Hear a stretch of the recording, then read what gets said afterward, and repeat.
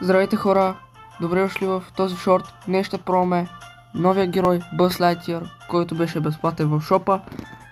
Преди да започнем, можете да се абонирате за моят канал и да харесате този шорт.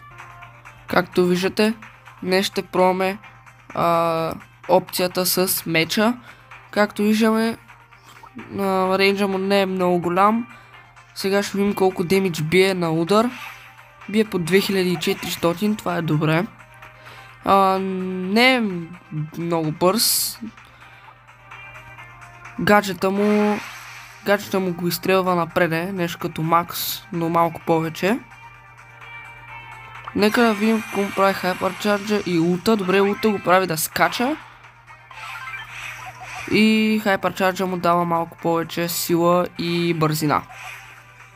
Благодаря ви, че гледахте този шорт до край. Абонирайте се и харесайте шорта.